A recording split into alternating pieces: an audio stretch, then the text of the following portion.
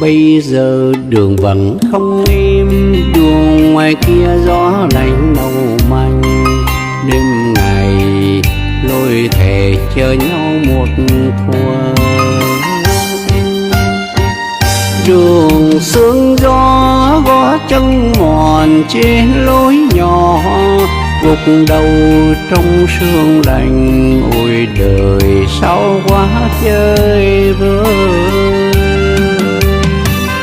hàng cây già còn nhớ không em, chiều mưa bay gió lạnh vai mềm. Phố buồn ve sầu gọi nhau phương ngờ,